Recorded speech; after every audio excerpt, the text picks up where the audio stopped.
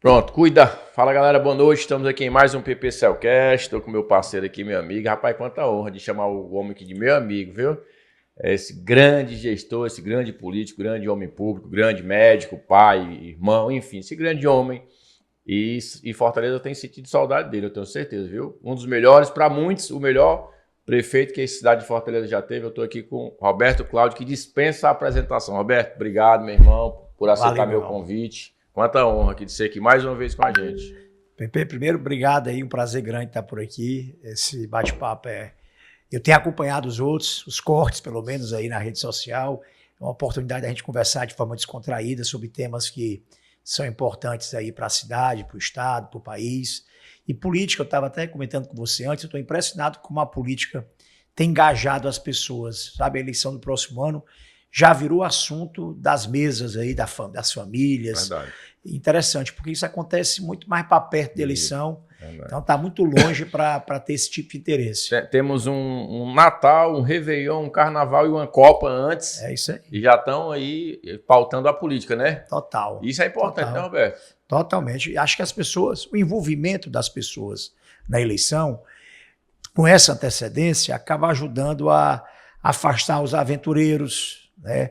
As decisões de última hora, que são muito mais movidas pelo marketing eleitoral do que mesmo pela reflexão das pessoas, do que é o melhor para o Estado, a consciência. Então, eu acho que essa militância, mesmo quando ela é contrária, né, mesmo quando ela é crítica, quando ela existe com essa antecedência toda antes da eleição, ela é boa para a população começar a se informar melhor, não só de quem são os candidatos, mas o que é que pode acontecer com a gente caso um ganhe e caso o outro ganhe. Roberto, tu acha que é muito já embalando aqui na política, a gente vai falar muito de política, obviamente, tu acha que esse interesse pela turma hoje, pela política, faltando um ano praticamente para a política, né? A gente tem um Carnaval, um Ano Novo, um Réveillon no meio, que são datas que movimentam muito a turma, né? Mas a galera tá ligada na política lá depois já disso.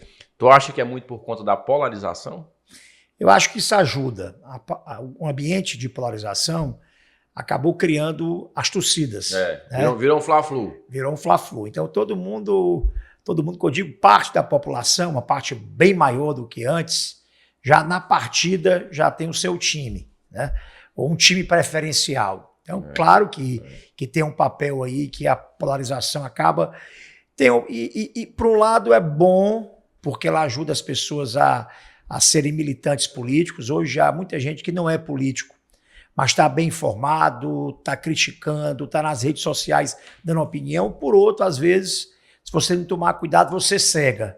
Só consegue enxergar qualidade de um lado e só enxerga defeito do outro. Vira paixão. E tem que ser razão, né, Roberto? Tem que ser razão. Tem que ser um misto das duas. Eu acho que tem que ser um misto das duas coisas, né? Tem que ter a paixão, mas tem... tu falando aí que muitas vezes as pessoas vão para redes sociais, as pessoas cegam, a gente tem visto muito. Em relação a cegar, a gente tem visto muito, né, excesso pelos dois lados, né? Todo mundo, quem está me assistindo aqui, sabe do meu posicionamento. Hoje eu faço uma oposição séria ao PT, hoje você também faz uma oposição, graças a Deus estamos do mesmo lado, mas a gente tem visto um excesso de ambos os lados, né? Mas não tem como deixar de comentar o que aconteceu com o André nessa semana, né, que a gente estava falando antes aqui. Então isso é um excesso, né? Isso é muito por conta dessa paixão exacerbada e acaba que perde a razão completamente, né, Roberto? Não, aquilo ali é abominável, né? A demonstração de falta de educação, né? De falta de cordialidade, até a crítica tem que ser cordial. Ali foi um ataque, né? Ele sofreu um ataque e até mandei uma mensagem para ele parabenizando pela maturidade, pelo equilíbrio, né, com que ele reagiu às ofensas verbais e até físicas, né? Tem um empurrão. Tentou tirar o telefone. Tentou tomar da mão dele o telefone, enfim. É uma cena lamentável, mas a resposta do André, equilibrada e madura, eu acho que fez com que, mesmo quem não seja eleitor dele, reconheça que ele saiu com a razão. Saiu grande, né? Saiu muito maior. Grande. Eu também tive a oportunidade de falar com ele no privado, me solidarizei com ele. São duas situações, né? Diante daquela cena de terror. Eu tenho falado o seguinte, vamos fazer aqui um exercício. Se fosse ao contrário, se fosse o político de esquerda e o agressor, digamos ali, porque como tu falou, foi uma agressão, né? Uma agressão verbal e até física mesmo. A mulher tentou lá tomar o telefone da mão dele. Se o político fosse da esquerda e o agressor fosse da direita, porque na mídia não sai uma linha, né? Na grande mídia não sai uma nota. Ninguém vê um político da base do governo se manifestando dizendo simplesmente nada. Meio que esse é um negócio absurdo. Essa é uma situação. E a outra situação também, que eu acho que o mundo tinha desabado, se de repente ele tivesse reagido de alguma forma, né? O PP, para tu ver como essa cor de dois pesos, duas medidas, né? O PT adora isso.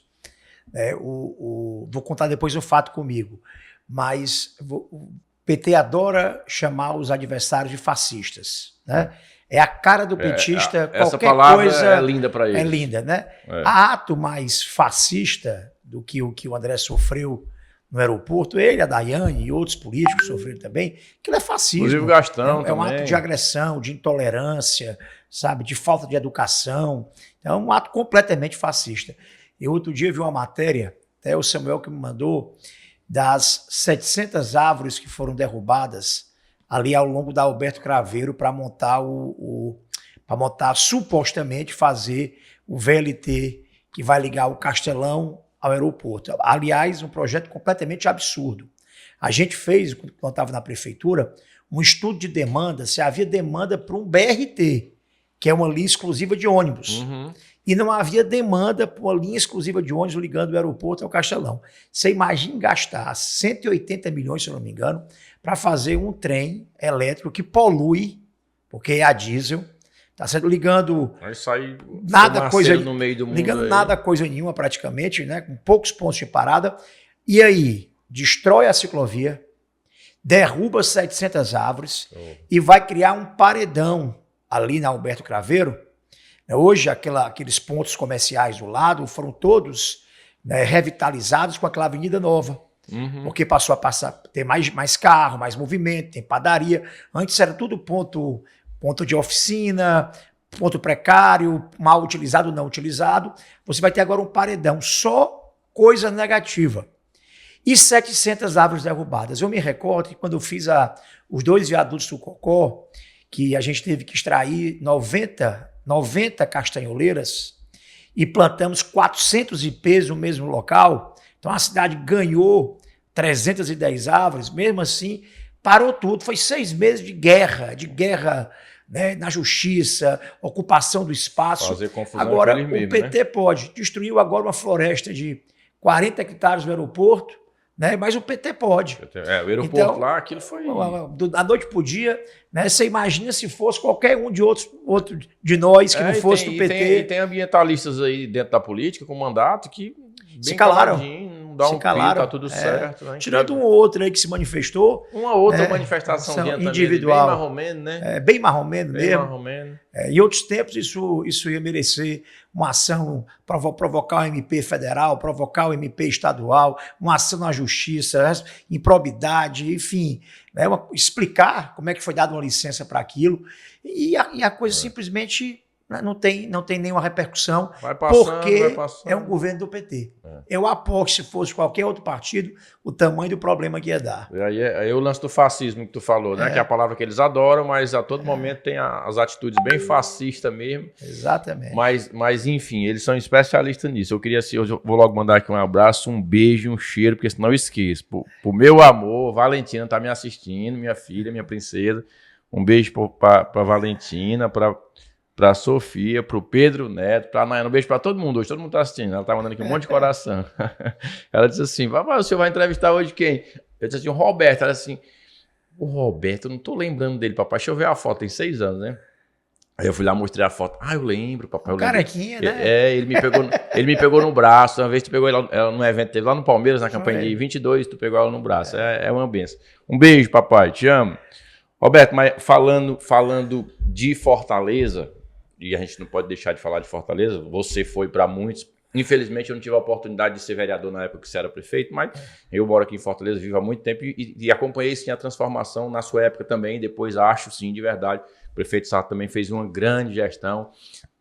Infelizmente, não foi reconhecido nas urnas, acredito que teve alguns erros ali de percalço, a mídia talvez errou alguma coisa, né? Enfim, passou.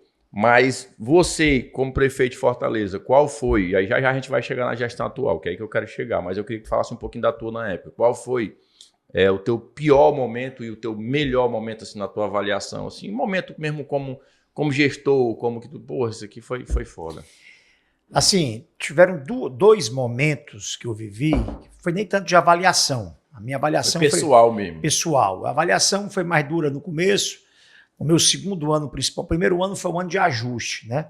Foi um ano de organizar a casa, um ano de cortar, de fazer economia, de preparar projeto. Então as pessoas... E mesmo assim, no primeiro ano eu entreguei... Estava vindo de 8 anos de PT. 8 anos de PT, a militância na oposição muito braba. E aí, mas mesmo assim, no primeiro ano eu entreguei o bilhete único, entreguei as obras da Copa, parte delas, entreguei já vários postos novos e reformados, mas não era o tamanho da mudança que as pessoas ainda esperavam acontecer. Então, no meu segundo ano, foi o ano que eu fui mais cobrado em termos de avaliação da gestão. Mas, para mim, pessoalmente, os dois momentos mais difíceis foi o momento do acidente naquela obra da duplicação do viaduto Lagamar, né, que morreram 2 trabalhadores naquele acidente. Era uma obra moderna, inovadora, em que se fazia a escora, não era uma escora vertical, era uma escora deitada, horizontal, uma coisa moderna.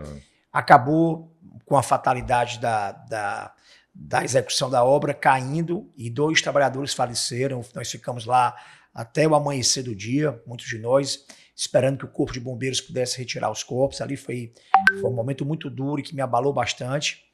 E a outra foi um acidente com crianças numa creche, e uma criança acabou falecendo. A criança tinha a mesma idade da minha filha mais nova. Isso, a creche funcionando já? A creche funcionando, era um prédio alugado, não era próprio ainda, lá no Santa Fé. E aí a criança, no intervalo do almoço, as crianças estavam brincando lá atrás no quintal da creche, tinha uma cisterna de placa, não era de placa, era uma cisterna, mesmo, uma fossa, e a placa de cimento arriou, as crianças estavam jogando futebol em cima, e uma criança acabou falecendo. Esse foi duríssimo, mas nos 2 casos, no mesmo dia, eu chamei uma coletiva, mobilizei com transparência um grupo de trabalho que envolvia Polícia Civil, Polícia Federal, os órgãos de controle todos, para investigar responsabilidades e, obviamente, tendo alguma responsabilidade, quem teve alguma responsabilidade no fato, responder judicialmente. Então, cortar na própria carne, mas foram os 2 momentos pessoalmente mais difíceis que eu vivi. Sentiu mesmo ali, senti, né? O momento que doeu, né, Roberto? Senti o baque. E o teu momento, assim, de ápice, cara, que vale a pena ser político, teve aquele momento, assim, que tu... muito bacana mesmo. Então, pessoal mesmo de uma grande vitória. Acho que tem umas entregas que pela força da mudança dela na vida das pessoas, que elas emocionam também do outro lado, né? Então, entregar a casa popular para famílias que nunca tiveram esse direito, a gente entregou em 8 anos mais de 20 mil casas, PP. Então, foi a maior entrega da história da cidade de Fortaleza. Assim, era uma coisa poderosa. E na época era diferente, só te cortando, Roberto, perdão, na época era diferente, né? Porque você entregava a casa popular e a pessoa morava na casa e vivia na casa. Exatamente. Não tinha perigo de ser expulso da casa, no final do meu mandato começou já a ter pontualmente isso aí, né? No Alameda das Palmeiras, aconteceu um ou outro, mas casos individuais, não é tão grave como virou a situação agora. A outra foi entregar equipamentos de saúde, vários foram muito importantes, mas para dizer um aqui, o JF2, que pelo fato de tu ser médico, a responsabilidade é maior, Roberto? A expectativa turma cobra mais. Muito mais. O cara é médico, tem tal. Exatamente. Como é que tá a saúde assim, se tu é médico? A expectativa era muito maior. Eu entreguei, para você ter uma ideia, as 6 UPAs municipais que Fortaleza tem, foi a gente que fez. Foi na tua gestão? Todas na minha gestão. UPAs. As 4 policlínicas de exames e consultas foram feitas na minha gestão. A gente entregou 30 postos de saúde novos. Né? Fizemos o primeiro concurso para o CAPS, que não tinha profissional de carreira, nem psiquiatra de carreira. Né? Fizemos vários concursos para Frotinho, Gonzaguinha e Frotão. E fizemos 2 hospitais novos. Além de ampliar e modernizar o que a gente entregou o Hospital da Criança, ali vizinho ao da Mulher, com 100 e poucos leitos, o Hospital Clínico e Cirúrgico, era o primeiro da cidade, pediátrico, né? E entregamos o IJF2, que é um hospital que é do município, mas atende ao Ceará inteiro. E teve uma coincidência... Uma grande referência, o JF2, né? O JF como um todo, né, é importante, e o 2 teve uma coincidência, assim, abençoada por Deus. O hospital estava ficando pronto, praticamente pronto, quando a pandemia começou. Então a gente conseguiu mobiliar o hospital com pressa e o JF2 virou um hospital da Covid. Né? A gente montou praticamente ele todo providencial, com leite de UTI e conseguiu salvar muitas vidas dos cearenses de várias cidades. Então são legados, assim, essas obras marcantes, sociais, elas ficam mais na memória da gente como as que... São grandes feitos, assim, foram vários, né? Mas foram grandes feitos aí que ficam mais na memória, né, Roberto? Eu até anotei aqui para te perguntar, porque eu como cidadão de Fortaleza e como esportista também, que gosta muito de esporte, eu acho que foi um divisor de águas, assim, sabe, para Fortaleza e virou uma grande referência, não sei se a nível Brasil, mas Ceará, sem dúvida. As areninhas, né, cara? As areninhas transformaram, porque não é só a areninha, né, Roberto? Não é só o futebol. É tu transformar ali uma determinada região, né? Sim, como é que foi a sacada? Porque foi um negócio genial. Ali é engraçado, a gente tanto aprende com os erros como com os acertos, né? A areninha ia ser basicamente um campo de grama sintética. O campo do América estava sendo vendido, porque ele ia para um leilão do INSS, e a gente ia perder, a comunidade ia perder aquele campo. E a prefeitura, no meu caso, no começo da gestão, os primeiros 6 meses, eu adquiri a área por 2 bilhões e alguma coisa de reais. E depois de ter adquirido o terreno virado municipal, a gente fez um campo. A ideia era, vamos fazer em grama sintética, porque como aqui o pessoal joga todo dia, a grama não vai dar conta. Então, a ideia de fazer grama sintética foi mais para dar sustentabilidade mesmo, para garantir que durar mesmo. E fizemos lá, aproveitar, botar aqui uma academiazinha aqui, vamos botar um playground, fazer um corredor, botar luz em LED. Foi surgindo as ideias. Aos poucos foi montando e a gente foi vendo que a areninha deixou de ser só um campo. Ela funcionava o dia inteiro. Né? As arquibancadas, os avós, as crianças, sabe? Ali era um ponto de venda de droga e de morte. Né? Qual foi a primeira, Roberto? Foi a do Campo da América. No Campo da América, né? Aí a gente foi melhorando. Cada segunda, terceira, quarta, quinta que a gente fazia, a gente foi agregando Corra Nova, sabe? E tinham algumas que eram áreas escuras, abandonadas, chamado Cheiro do Queijo, muitas delas. E viraram áreas urbanizadas e acontecia uma coisa legal. Em algumas delas, que não tinha comércio no entorno, começou a abrir restaurante, buffet, loja de doce, sabe? Começou a ter uma vida econômica no entorno da areninha também. Agora, a minha infelicidade é ver que a gente, entre eu e o Sarto, nós construímos mais de 100 areninhas em Fortaleza, depois o governo levou para o interior e tal, outras cidades vieram aqui fazer também. Copiar. Mas hoje a gente vê em Fortaleza e no interior, jovens sendo assassinados dentro da areninha. Então a areninha, que foi um equipamento criado para proteger a juventude, hoje virou um ambiente de assassinato, né, de guerra, de perigo, né? De perigo, de risco. Não tem mais aquela tranquilidade. Vou para praticar esporte. A mãe e o pai não tem mais a tranquilidade de deixar os filhos ir para a areninha para praticar esporte. Até o comerciante já não tem mais a tranquilidade para comercializar nas areninhas, né? Exatamente. Como é que resolveria o problema, Roberto? Tu que é um grande gestor, um grande homem público, assim, qual a tua visão sobre isso, sobre esse assunto? Primeiro, a gente tem que ser muito honesto com a população, né? Muito verdadeiro. Esse é um problema difícil, complexo, mas a gente precisa também dizer para a população que tem solução, que tem jeito. Não é porque é difícil que não tem jeito. Outros estados do Brasil podem servir de lição para a gente. Eu, quando fiz essa política de mobilidade urbana que acabou sendo vencedora, reconhecida em muitos lugares do mundo e tal, a gente não foi reinventar a roda, não. A gente foi aprender aonde funcionava direito e adaptar à nossa realidade, né? Aqui, das nossas necessidades, do nosso dinheiro, do tamanho dos nossos recursos, e adaptar.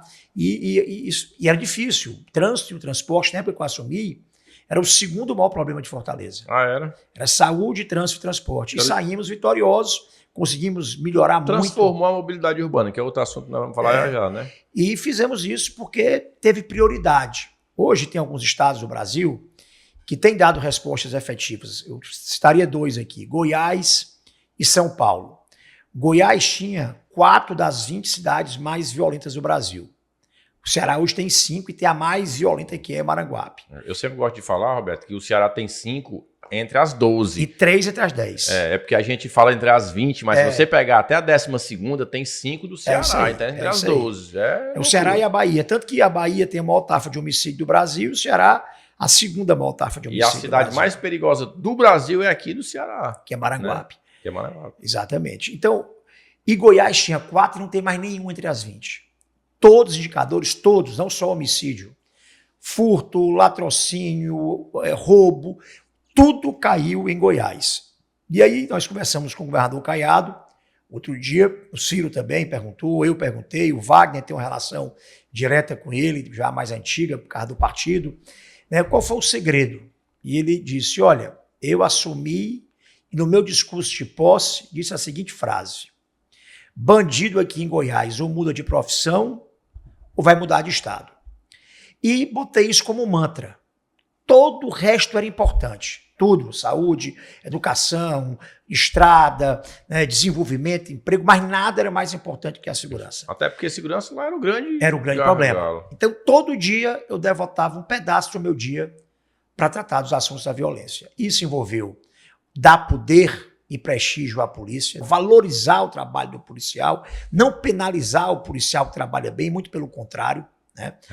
Reconhecer esse tipo de trabalho. Ele denunciou ao CNJ, às vezes, a omissão, né, a omissão de juízes ou desembargadores no tratamento dado, né, a questão das facções, da violência.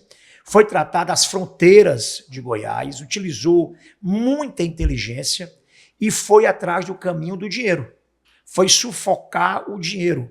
Utilizou a inteligência para, hoje, as facções, eles trabalham até com droga, mas não é mais só sobre droga. É sobre um bocado de atividade econômica. Não é mais a atividade principal deles, né? Não é mais o principal. Né? Torna mais difícil o combate, né? Mas, por outro lado, se você for atrás do caminho do dinheiro, você abafa as facções. É mais fácil achar. Né? E outra coisa que ele disse, autoridade. Quando o governador, pessoalmente, exerce essa autoridade, é intolerante com o crime, penaliza, prende, sabe, procura parceria com a Justiça e com o Ministério Público, sabe, coloca isso na mesa como uma grande prioridade do Estado, e ele é o maior exemplo de autoridade, né? Isso acaba gerando, em escala de cima para baixo, né, uma rede de respostas que só vai melhorando com o tempo. E acompanhar indicador toda hora, todo dia, o que é que melhorou, o que é que piorou, dar transparência ao assunto. Então, assim, tem experiências vitoriosas, mas todas elas o governador demonstrou coragem, atitude, transparência, destemor, tudo que falta aqui. Só para terminar... Eu ia te perguntar sobre isso. Falta aqui, né? É o que falta. Você não vê o governador falar, ou quando ouve ele falar, parece que ele está vivendo em outro mundo, na Disneylândia. A gente vê ele colocar muita notinha, né? Notinha. Notinha ou engrossa a voz e vai dizer que quando acontece alguma coisa, engrossa a voz, diz que agora vai para o enfrentamento. Já disse essas 4 vezes e não vai. Eu ia te perguntar, o Caiado falou uma frase e usou como mantra do mandato dele, né? Ele já falou uns 15 vezes essa frase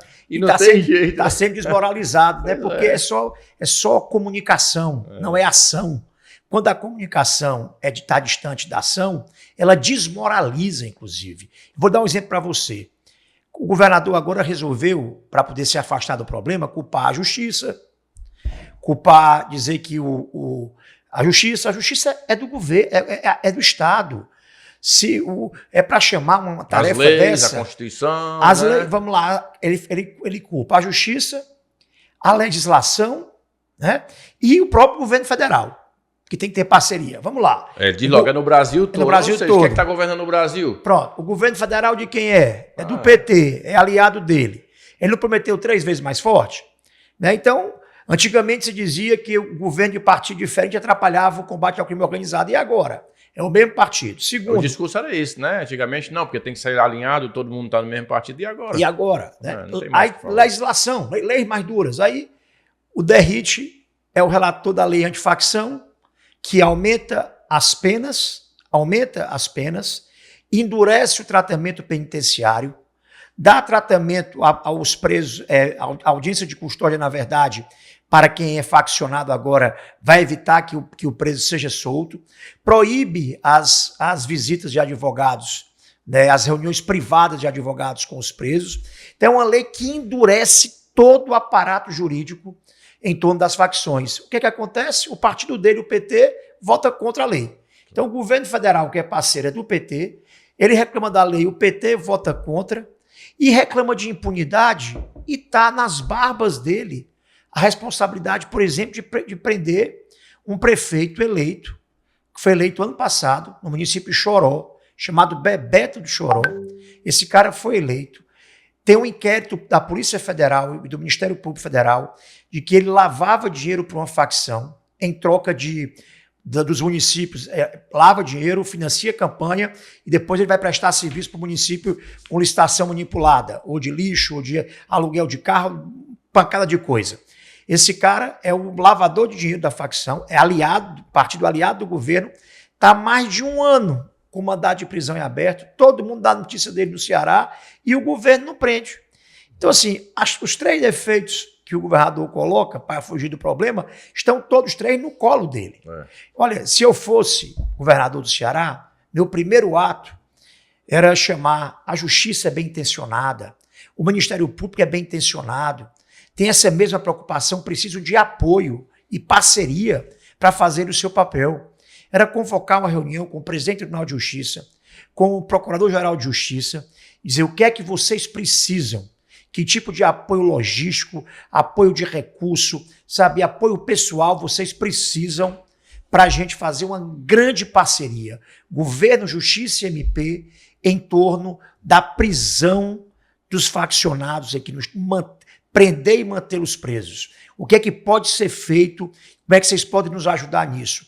Não tenho dúvida que o tribunal em peso, a PGJ em peso, iria dar essa solidariedade, ia trabalhar isso como grande propósito, mas nada acontece. O crime só domina e só piora e só cresce, e grande parte por essa leniência, uma certa frouxidão, covardia, sabe?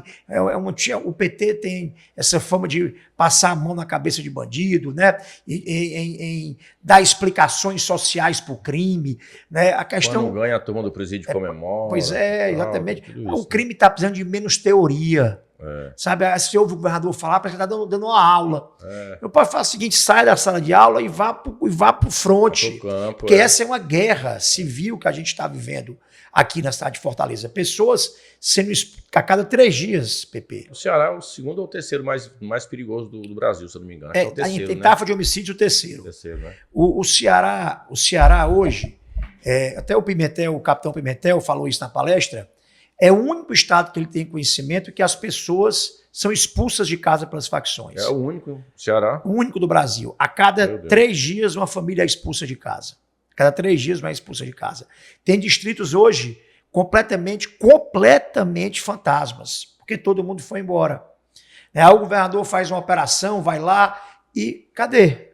Vamos fazer uma matéria lá Falou que hoje. Ia voltar, né? Falou que ia voltar lá, né? O pessoal do... Ele não voltou. O Iraponga, é? O Iraponga. Ele falou que ia voltar. Em Maranguape, depois que teve uma chacina, monta uma operação para dar uma coletiva para a imprensa e depois os carros vão embora. Sabe? E fica tudo do mesmo jeito. Assim, dá a impressão que quer enganar o povo assim mesmo na cara dura, dá a impressão que só estão preocupados com as eleições, com o voto. Sim, dá a impressão, e é o que a gente imagina, que a turma não quer resolver. Eles simplesmente não querem resolver, né? Se não tem compromisso nenhum com o povo cearense. É o que a gente tem visto, infelizmente. Né, mas tem exatamente. Tem uma coisa, eu vi hoje uma análise de um jornalista nacional grande sobre a eleição no Chile, né? Tinha um presidente de esquerda, que era o Boric, e ganhou agora um candidato de direita, que é o Kashi. Tem todas as naturezas de interpretação do porquê perdeu e porquê ganhou. Foi quantos % lá? Tu acompanhou, Roberto? Não vi a diferença final, não. Eu vi que ganhou também, mas não vi a diferença. Quanto? Foi esmagadora, foi? E disse que o principal tema da eleição no Chile, que está longe, a léguas de ter a violência que o Brasil vive e pior do que aqui o Ceará vive. O que definiu a eleição do Kashi não foi tanto política econômica, sabe, não foi tanto política social, foi o tema da insegurança, da violência. E esse tema certamente será o grande tema do debate nacional e estadual aqui no Ceará. E eu acho que não só no Ceará, mas em todos os estados. Obviamente a gente está falando aqui, Roberto, mas assim, só para a gente fazer aqui um balanço. Do jeito que eu acredito que vai pesar para o governo atual né, o que ele não tem feito aqui para combater o crime, vai ser a favor, lá em Goiás, o exemplo do Caiado, para o candidato que ele indicar, vai ser a favor pelo que ele tem feito lá. Né? Então, eu acho que está na hora do povo cearense cobrar essa fatura. Está na hora do povo cearense ver o que está acontecendo, ver, já não tem mais desculpa, esse negócio me dê só mais 4 anos, né? Quantos anos o PT já está num governo pedindo mais 4 anos, e até quando é que vai resolver alguma coisa? Mandar um abraço pro Neto Totolego. Vamos ver de bermuda mesmo, viu? E aí, meu irmão? Vamos ver de bermuda. Tá ali elugiando aqui ele. O Neto quer namorar com o Roberto, você não queria ver de bermuda. Aproveitar mas deixa eu só fazer um comentário que tem a ver com o que você falou, Pepe. O estado mais violento do Brasil em taxa de homicídios é a Bahia. A Bahia vai terminar esse governo do Jerônimo com 20 anos de PT no poder. Caramba. O Ceará é o terceiro mais violento do Brasil, segundo o Nordeste. Tem o PT governando agora há 11 anos. Eu disse, é só deixar o PT mais um pouquinho de tempo no poder que tragicamente a gente vai ultrapassar a Bahia. Porque isso tem a ver com o modus operandi. Sabe? É um pessoal que tem dificuldade em lidar com a autoridade, com o enfrentamento à violência, com o endurecimento das políticas penais, sabe? Tem dificuldade em tratar esse tema como uma grande prioridade. E olha, pergunte a um cidadão comum, né? Morador de uma comunidade dominada pela facção, né? Ele, obviamente, se for entrevistado, vai querer não falar sobre o assunto. Vai ter medo. Né? Mas numa urna secreta, ele vai dizer que ele é humilhado, que ele está sendo aterrorizado, que ela ou ele, o pai, a mãe, tem medo de perder o filho, sabe? Tomado pelo tráfico ou recrutado pelo tráfico. Esse é o temor e o terror das famílias do Ceará, sabe?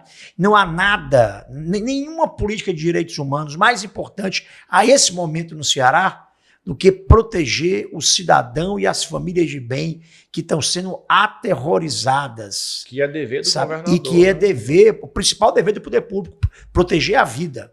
Né? Imagine crime de expulsar a família da sua própria casa. Isso é um crime gravíssimo contra os direitos humanos. Eu confesso que eu não sabia que era só no Ceará que tem isso. Eu fiquei dito pelo capitão Pimentel aqui na prancha dele. Disse, olha, né? Cada estado tem o seu fenômeno singular de violência. Aqui no Ceará, da expulsão, ele disse assim, eu estou apavorado. O pessoal entra no Instagram dele dizendo para fazer denúncia. Ele disse, eu tenho certeza que está subnotificado.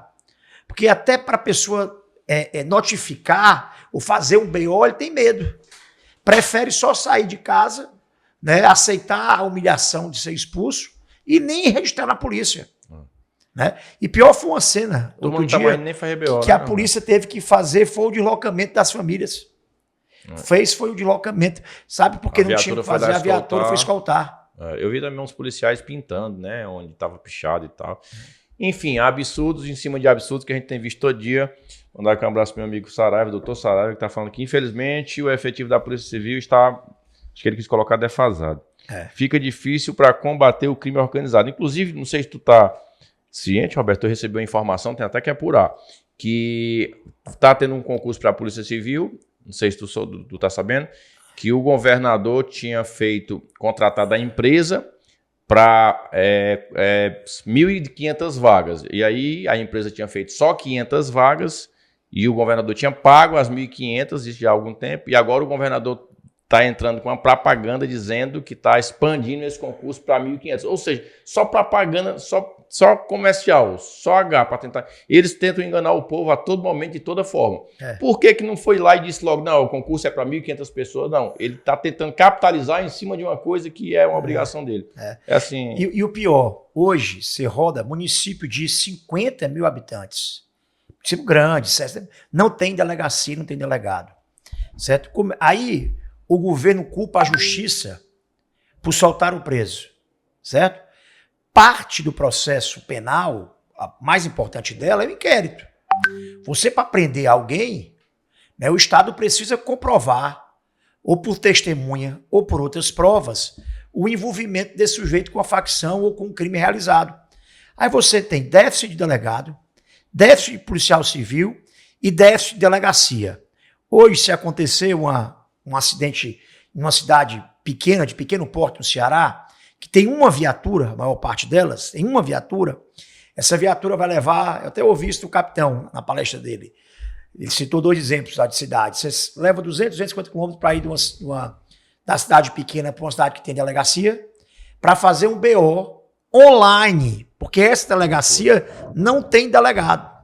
Porque falta delegado. Chega lá, não tem um delegado. Aí você faz um BO online, depois mais 250 quilômetros para voltar para fazer um BO. Então você perde aí 4, 5 horas, 6 horas a cidade sem nenhuma viatura e nenhum policial militar para fazer muitas vezes um BO de uma coisa que não tem nem tanta gravidade. Esse é o tamanho do BO. Está faltando viatura. Como é que o governo está falando que está investindo em segurança se falta viatura? Eu andou falando que ia blindar as viaturas, não foi um tempo desse, mas pois é, até nem agora, viatura tem a blindar o quê? Primeiro ele tem que comprar a viatura, depois ele tem que pensar em blindar. O cearense que é observador, observe a quantidade de viatura que você está vendo na rua e compare com alguns anos atrás. É perceptível. Assim, aqui no interior, a diminuição do número de viaturas, boa parte alugada, a outra parte que é própria, grande parte dos equipamentos em manutenção, em oficina, né? Enquanto isso, os policiais com dificuldades básicas como essa para poder realizar seu trabalho. Sem nem falar do policial que tem medo de trabalhar hoje. Tem medo de trabalhar porque se for para uma operação, né, uma operação dura com facção, né, pode acabar a carreira dele depois no outro dia, né, porque aqui os bons policiais, corajosos, heróis, né, acabam muitas vezes, né, sendo vítima do próprio governo. Né? E hoje em dia os caras estão em vantagem até o armamento, né, Roberto? Até os caras estão lá de fuzil, de arma pesada e os nossos policiais, infelizmente, não estão jogando granada de drone, você viu, né? Eu vi. Estão jogando granada de drone. Mas, enfim, se a gente for falar da segurança pública aqui do Ceará... A gente só fala disso aqui. E é porque nem a especialidade aqui, mas aqui, se for falar, não tem assunto demais. Mas é importante para o povo saber. Exatamente. O povo precisa saber. E eu que acho tem jeito. Que tem jeito, assim como foi resolvido lá em Goiás, de fato foi resolvido, assim como está sendo resolvido em São Paulo. Porque São Paulo ali era... Rapaz, quem não lembra daquela Cracolândia? Quem é que dizia que um dia ia aparecer um ser humano para resolver aquela Cracolândia? O cara chegou e foi lá e resolveu. Né? Então, assim, basta querer... Ter coragem, é o que você falou, né? Ter coragem, querer se empenhar, se dedicar, porque essa missão aí, esse dever, de fato, é do poder público. É isso aí. Não adianta o humano estar colocando a culpa em A e B, que é do Ministério Público, que são as leis, que é a Constituição, que é o sistema jurídico. Não, tá no colo dele. Exatamente. É a responsabilidade dele. É os bônus e os ônus. Eu falo muito isso lá na Câmara, porque até o mês 6, mês 7, até um dia desse, volta e meia tem um abençoado que fala, mas até um dia desse, tudo que acontecia de ruim, agora vamos trazer aqui para Fortaleza, vamos falar um pouquinho de Fortaleza, tudo que acontecia de ruim é a gestão passada. Na gestão passada eu dizia, rapaz, quando é que o Evandro vai sentar na cadeira e assumir? Né? Porque a base dele o tempo todo, tudo que acontece de ruim na cidade, coloca a culpa na gestão passada e as pouquíssimas coisas ali que ele conseguiu terminar, já era da gestão passada, a turma dava mérito para ele. Mas é sobre isso que eu queria falar, Roberto. 1 ano de gestão de Evandro, e não mostrou que veio, né? Não é porque a gente é oposição aqui não, pessoal. É a realidade, são os fatos, é factoide. O que é que esse homem fez em 1 ano de gestão? O PP, só para fazer uma comparação com o que o prefeito está fazendo, o tempo todo falando do passado, você lembra, eu sucedi a prefeitura do PT. Lembro. Peguei a prefeitura quebrada, administrativamente completamente desestruturada, o pessoal da saúde tudo recebendo por RPA por hora, porque não tinha servidor nem CLT, nem estatutário suficiente. A estrutura da educação, dos 8 anos que tinham de aula, antes de mim, perderam 1 ano em greve. Inclusive, na época, o secretário era o governador hoje, né? Exatamente, o secretário, né? O secretário que antecedeu. Bem lembrar. Dos 8 anos, 1 foi perdido em greve, tá certo? Então, assim, eu peguei uma situação muito difícil e não gemi. Eu fui eleito como candidato da oposição. Então, se eu achasse que as coisas estavam boas, eu ia apoiar a prefeita do PT. Acompanhar, né? Eu fui candidato porque eu sabia que estavam ruins. Porque eu denunciei que estavam ruins. E porque eu precisava corrigir isso aí. Então, não tratei de gemer. Nunca dei uma coletiva para falar. Fui atrás de resolver o problema. Sabe? E no primeiro ano eu falei que eu entreguei o bilhete único, com 6 meses de gestão, reformei mais de 30 postos, entreguei postos de saúde novos, entreguei a primeira UPA municipal, reformei e construí creches novas e entreguei boa parte das obras da Copa, tudo isso em um ano. Tudo isso em um ano. Isso vindo de uma gestão de 8 anos do PT desastrosa. E já há muitas ações de mobilidade também sendo feitas também no primeiro ano. Então você olha agora para o primeiro ano do Evandro, né? Só contradição. Só contradição. Deu agora um aumento da taxa de iluminação pública, queria passar despercebido um aumento absurdo de IPTU, que ia chegar a 300%, 400% de aumento. Foram os vereadores que denunciaram e mostraram à sociedade, e ele recuou, mas quis aprovar um aumento. Né? Agora, a maior extração de árvores e plantas acontecendo exatamente no primeiro ano do governo do PT. Já teve paralisação dos professores, já teve. Os professores que apoiaram ele lá o tempo todo. Não teve fardamento novo. Não teve fardamento, acabou o ano, não teve fardamento. Denúncia de merenda escolar reduzida. Diminuir a proteína da merenda. Diminuir a proteína da merenda escolar. Não teve material escolar também para todos os alunos. Não teve material escolar suficiente. Os professores em clima de tensão com a educação e a saúde em gravíssima crise. Eu conversei com uma médica, amiga minha, semana passada, que é médica de atenção primária. Ela disse, olha, eu estou há já quase 20 anos na prefeitura. Nunca Fortaleza viveu um momento de carência na saúde tão grave como está vivendo. Está faltando tudo, né? Até pessoal, a equipe de enfermagem. E olha, Pepe, o Ministério Público tinha uma ação contra a gestão que me antecede, certo? Que era para poder tirar os RPAs. Para quem não sabe, RPA é o funcionário que não recebe, não tem nenhum direito, ele recebe por hora trabalhada. Então ele não tem direito a nada. É o pior tipo, é o modo mais cruel de trabalhou, ganha, não trabalhou. Trabalhou só isso. E grande parte da força de trabalho da saúde era RPA. Eu entreguei já no segundo ano de gestão a cidade toda com os profissionais ou terceirizados via CLT ou concursados. Não tinha ninguém por RPA. Isso já no segundo ano. No segundo mandato. O Sarto manteve do mesmo jeito. Pois o cara entrou no primeiro ano, tá pior do que o RPA, que agora é cooperativa. Porque ainda tem um desconto, ganha menos, não tem direito nenhum e ainda ganha menos que o RPA. Fora a quantidade de compromisso, porque ele se comprometeu a fazer, e não só não está fazendo, como está fazendo o contrário. Prometeu não dar aumento para passagem de ônibus, já meteu o aumento agora para janeiro. O maior da história. O maior aumento da história. Aumento da história de Fortaleza. Bem lembrado. Que a turma fala que é 90 centavos, mas eu sempre falo que não é 90 centavos, é R$1,80. Que é ida e volta. Quem vai para algum canto tem que voltar. E ainda por cima desceu o Ceará e desceu o Fortaleza. Os dois times. Tá rindo para não chorar aqui, né?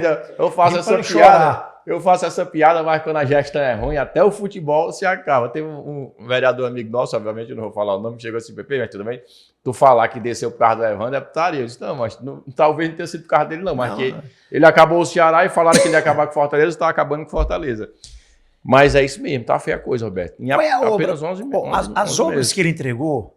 Não, tu falou que entregou mais de 100 areninhas, tu e o Sarto, não foi? Foi. Eu estou tentando lembrar se ele já entregou alguma areninha, eu não estou lembrando. Nesse ano inteiro, eu não lembro se ele entregou alguma areninha. Na gestão, nos 4 anos passados, na minha região, só na minha região fizemos 5 areninhas. Só na minha região ali, né? Então, assim, e um ano de gestão, teve a paralisação de alguns médicos também, das UPAs, né, que andaram, que as UPAs é do Estado, mas é eles, não, PT. Não, 6 UPAs são municipais e 6 UPAs são estaduais. Teve uns médicos que andaram saindo do trabalho, porque parece que estava sendo mal remunerado, enfim, teve um lance também, eu até cheguei a cobrir. Houve redução também de médicos nas policlínicas. Também teve redução de especialistas e de médicos nas policlínicas também. Então, é uma situação, assim, é um primeiro ano muito ruim. Sabe qual é a grande obra, o planejamento de grande obra importante que foi lançado no primeiro ano? O que é que tem aí? O que foi inaugurado foram obras que o Sarto deixou quase terminada. Escolas e creches com 80%, 90% de execução. A Sargento Hermínio, né, inauguraram no primeiro ou segundo mês e o secretário atual ainda foi dizer que estava mal feito, que não aguentar a chuva. Tivemos a maior precipitação pluviométrica, maior chuva no mesmo dia intensa, e a drenagem aguentou sobrando da Sargento Hermínio, que foi uma obra toda realizada no período do Sarto. Né? Então, assim, inaugurada pelo atual prefeito, mas feita pelo Sarto. Então, não tem nada de novo acontecendo. A gente está dando passo para trás. Muito ruim. E prometeram, olha como as contradições, como o PT é bom de propaganda eleitoral, né? E bom de enganar o povo. E para fazer oposição eles são leão, mas para governar... Para governar tem dificuldade. Muito. Prometeram 3 vezes mais forte. Olha, era um slogan poderoso demais. E eu fui vítima disso, eu e o Wagner, que a gente foi candidato a governador. O que é que tinha por detrás disso? Você tinha o Lula naquela época muito forte no Nordeste. Voltando, né? Voltando e tal, uma onda para Lula. E tal. O povo achando que o governo do Lula atual ia ser igual o segundo governo dele, momento de bonança da economia internacional, as commodities com os preços altos, o brasileiro, as famílias consumindo mais. Então o povo viveu essa memória e via o Lula voltando mais na memória dele do que no futuro. Via o Camilo saindo muito bem avaliado do governo com 70 e tanto por cento. E apresentaram um candidato desconhecido, que ninguém sabia quem era, que era o Elmano. Então vamos embalar isso 3 vezes mais forte. Então o povo, quando ia votar no governador, pensava primeiro no Lula, depois pensava no Camilo, e depois pensava que esse cara, quando dizia 3 vezes mais forte, ia ter o apoio de dinheiro e o apoio político necessário para fazer tudo. Pois bem, o povo deu tanto assim, respeito a essa mensagem que elegeu ele no primeiro turno. Verdade. Boa parte sem saber nem o nome do governador. Tá aí. Até hoje tem gente que não sabe o nome do governador. É bom que se diga. Aí tá aí o governo federal do PT, governo estadual do PT, governo municipal, o Camilo ministro e senador. Cadê o dinheiro? Cadê a resposta às facções? Melhorou ou piorou? Fortaleza, Roberto, é bom que se diga que é a única capital do Brasil que tem o prefeito do mesmo partido do governador e do presidente. Aí eu ia chegar ali. Aí agora você tem Fortaleza, vivendo talvez um dos piores primeiros anos de prefeitura da história recente da política de Fortaleza. Um prefeito que tem um governador do PT, que tem um ministro do PT e que tem um presidente do PT. Então, assim, na verdade, esse pessoal tem problema em saber administrar coisa pública. São excelentes de propaganda. São bons de marketing, são brigadores, e são bons de enganar o povo. Mas na hora do pé para capar, de você assim pegar uma toalha, torcer e saber quanto é que cai de água dela, não cai nada. Né? As coisas, a gente está tendo retrocessos no primeiro ano importantes. Várias políticas de juventude não foram retomadas. O Academia Enem, que eu comecei no primeiro ano, chegou a ter 10 mil alunos por ano. Montaram um arremedo de Academia Enem, bem pequenininho, já quase em agosto, setembro, deu nem tempo para preparar o pessoal para o Enem direito. Uma série de políticas da juventude, como Juventude Digital, sabe, que foram desmobilizados, desmontados, sabe, o Bolsa Jovem. Então, assim, muita propaganda e, na verdade, o que a gente está vivendo é um retrocesso de políticas públicas que foram importantes e vitoriosas em Fortaleza. Muito ruim esse primeiro ano do Evandro Leitão. Eu estou lá como vereador, acompanhando de perto, lutando para não ficar pior. Porque se não fosse a luta, muitas vezes a voz de uma oposição pequena, mas muito qualificada, acredito que as coisas estavam... Vocês salvaram o IPTU. O cidadão de Fortaleza precisa saber que tinha um projeto de lei que tinha um jabuti escondidinho nele. Verdade. Que já aumentou, vocês vão pagar. Já vem esse mês uma taxa, uma conta de água muito mais cara, eu até denunciei, dada pelo governo do estado. Vão pagar a partir do próximo ano uma taxa, a conta de luz vai vir mais cara por causa da taxa de iluminação pública dada pela prefeitura do PT. E por pouco não passa um projeto que o valor do IPTU hoje é tido como valor venal, é um valor muito menor do que o valor comercial do imóvel. E ele mudava essa regra. Isso ia representar um aumento de em torno de 400% do valor do IPTU para o cidadão. Foram vocês que denunciaram, né? A imprensa também denunciou, o Ministério Público entrou, e aí ficaram com medo e recuaram. Não fosse a pressão, iam aprovar na marra. Mas a gente ainda tem que marcar colado, viu, Roberto? Porque dentro da mensagem ainda ficou meios para que, se futuramente ele quiser mexer, ele pode mexer. Então a gente tem que ficar ligado. Claro. Porque a qualquer momento pode chegar um IPTU exorbitante aí e a gente ir atrás, já passou, né? Nesse primeiro momento eu acredito que eles não vão colocar, até porque ano que vem é ano de eleição. E falando em ano que vem, ano de eleição, outra coisa também que a gente não falou aqui, mas não podemos deixar passar batido, eu sempre falava, eu sempre cobrava que foi uma das promessas de campanha dele, que eu acho que impactou muito e a vitória dele veio muito por conta dessa promessa de campanha, a redução de 50% do IPVA aos motoqueiros. Sim. Porque a classe abraçou, né? A classe foi para a rua, apoiou, fez o L. E aí passamos o ano todinho cobrando essa mensagem para ele vir mandar para casa a redução do IPVA dos motoqueiros, a redução de 50%, e os motoqueiros, todo mundo ansioso, quando chegou agora a toque de caixa para ser votado em regime de urgência, o desconto do IPVA dentro da regulamentação. A regulamentação, não sei se tu deve ter acompanhado nas redes sociais aí. Eu vi. Rapaz, isso vai dar uma confusão, porque ele lascou, assim, muita gente. Exemplo, a turma que tem moto alugada, não vai... Porque essa isenção, 5 ou 10% da categoria talvez receberá, de tanto critério que ele colocou, essa isenção. Agora, dentro da regulamentação, muito motoqueiro que hoje roda não vai mais poder rodar. Exemplo, aquele que tem a sua moto até 120 cilindrada, não vai conseguir rodar. Só vai rodar de 125 até 160. E essa turma que tem essas popzinhas 110, 100, 110, e é muita gente. São mais de 4 entregadores. De 18 anos até 21 não pode rodar, não pode levar gente, não pode carregar gente, só pode fazer transporte de cargas. Assim, são muitas regrinhas que não tem como a gente se ater aqui a todas as regras, mas eu acho que vai tirar aí 20, 30% da turma que roda hoje, provavelmente vai ter que sair de cena. Porque não... e aí ainda tem a vistoria, tem as taxas, tem as vistorias, né? Enfim, a classe está extremamente revoltada. Lutamos, colocamos emendas, recusaram nossas emendas, que é normal. Conseguimos ainda melhorar, assim, foi uma redução de danos, mas que o estrago ficou feio para a turma dos motoqueiros. E PP, voltando a 2 pesos, 2 medidas. Para completar, o PT não defende a democracia, né? Teve lá, a mando do prefeito, da prefeitura, uma agressão inclusive física, né, bárbara, contra quem estava manifestando democraticamente, inclusive do lado de fora da Câmara Municipal. Imagine se isso tivesse acontecido com um governo que não é do PT. Imagina se fosse tu lá no governo, se fosse o André Fernandes, e aí como é que ia ser? Exato. Né? Mas, enfim, quanto tempo, Rafael? Vou mandar aqui um abraço pro meu parceiro, meu cunhadão, o Carlos, que está lá em Juazeiro do Norte, pedindo para te mandar um abraço para ele, Roberto. Abraço, Carlos, aí, abraço para o nosso grande Juazeiro do Norte, Cariri, cearense querido. Tive agora sábado com o presidente da Câmara, o Felipe Vasquez, esteve aqui, com mais 3, 4 vereadores da cidade de Juazeiro. Cabo Forte lá, Felipe Forte. Os cabas estão comentando aqui, foi o melhor prefeito que a cidade, que já assumiu a cidade de Fortaleza, o prefeito fez a melhor gestão.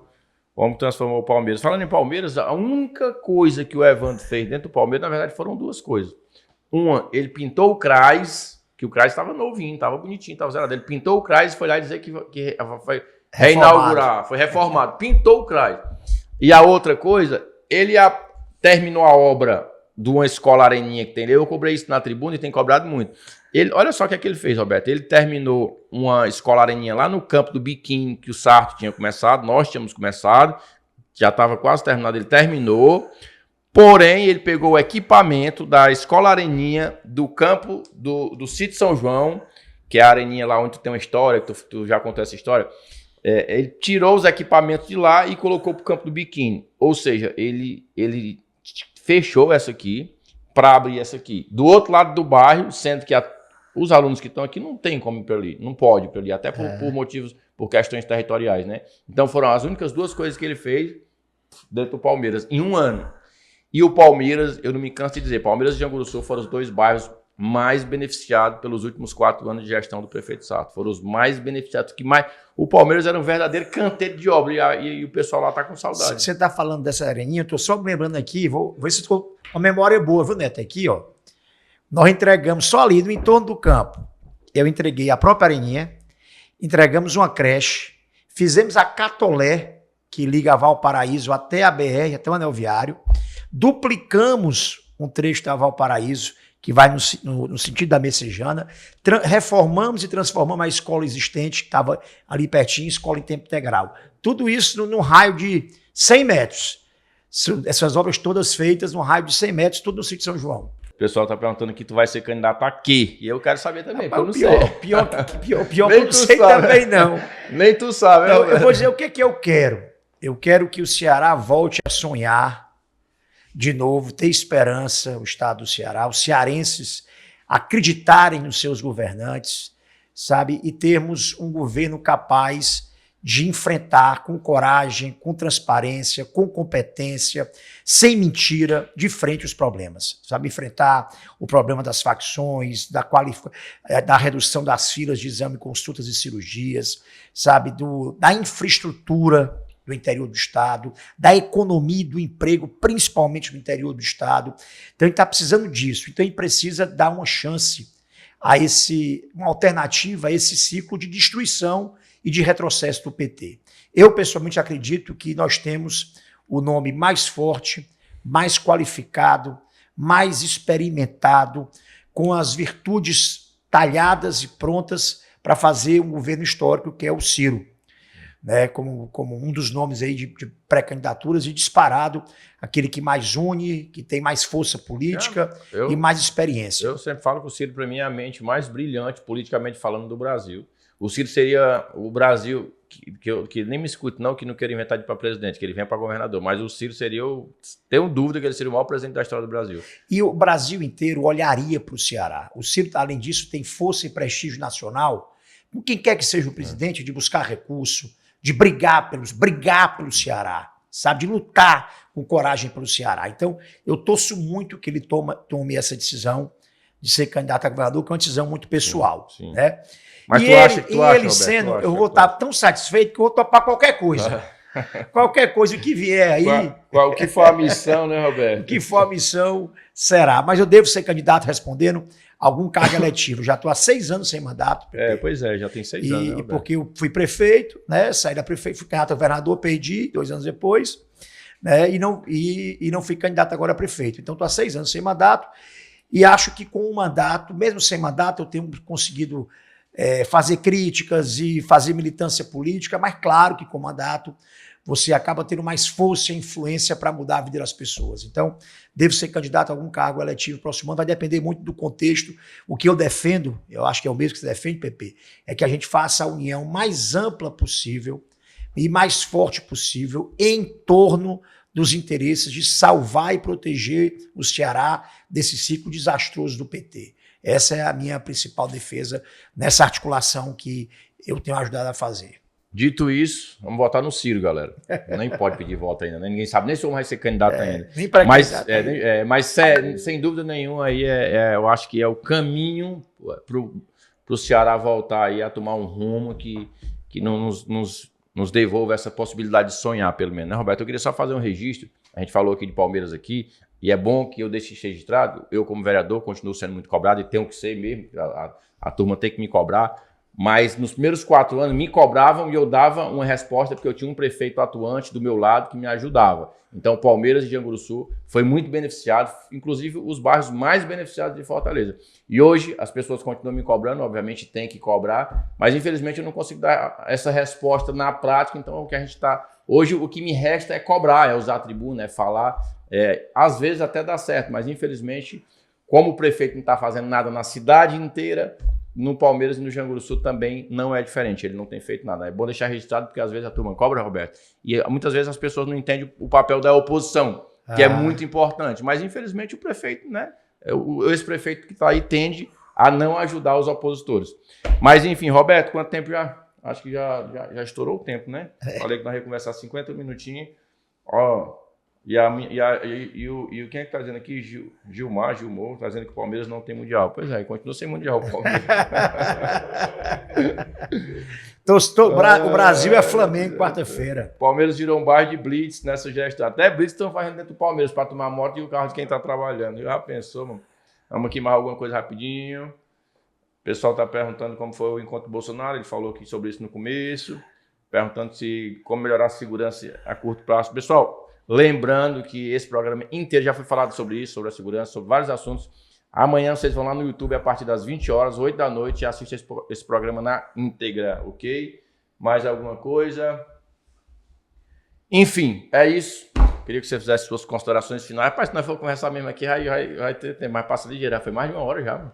Era pré-programado para 50 minutos. Roberto, faz suas considerações finais. Meu amigo, só lhe agradecer pelo convite mais uma vez. Tenho um privilégio de ser seu amigo, como você disse no começo, e de testemunhar assim a sua ascensão de vida, né? Como cidadão, como pai de família, como empreendedor arrojado, corajoso, né? Inovador e como um político, né? Que tem amor ao povo, que tem amor às suas raízes. Sou testemunho do trabalho transformador que você fez, já junto com o Neto, através do Neto comigo, no meu mandato, depois muito mais fortemente com o Sarto, né? E não tenho dúvida que essa sua humildade, esse misto de humildade e enorme capacidade de trabalho vão fazer você alçar voos maiores, porque o Ceará precisa de gente como o PPCEL. Obrigado, meu irmão. Amém, Roberto. Valeu, cara. Não seja candidato a deputado federal, senão eu perco o Neto para você. Valeu. Brincadeiras à parte, para encerrar, só confidencializar aqui uma coisa. Liguei pro Roberto, vamos lá bater um papo podcast, Roberto, de imediato, vamos na hora. Aí depois que eu desliguei o telefone, eu fiquei pensando assim, rapaz, dos dois, ou eu tô com muito moral com o Roberto não tem o que fazer não, porque pra ele aceitar o meu convite assim, de bate pronto, mas não é não, é que graças a Deus eu tenho hoje o privilégio de ter o cara que nem o Roberto, assim, capitão, pessoas que a gente via pela TV e hoje a gente tá aqui batendo esse papo assim, é muito bacana, eu tenho, graças a Deus, muita felicidade de estar próximo de vocês e de estar do lado certo, no time certo. Isso aí eu tenho essa convicção, e se Deus quiser, ano que vem, nós vamos começar a mudar esse Ceará aí. Isso aí. Valeu, galera, tamo junto. Abraço. Até segunda-feira, Roberto, mais uma vez. Abraço, meu irmão. Valeu, obrigado. Obrigado, tamo junto, viu? Valeu.